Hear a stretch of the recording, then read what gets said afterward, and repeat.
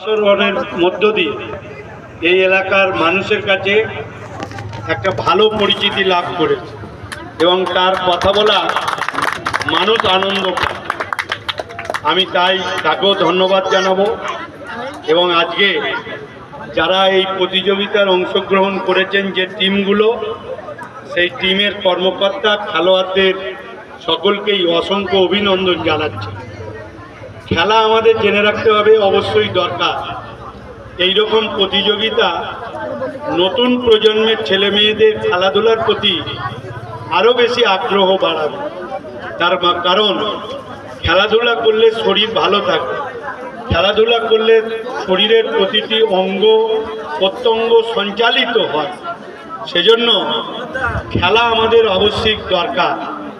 সেই খেলা আমাদের মুন স্টার ক্লাব আয়োজন করেছে, খুব ভালো লেগেছে।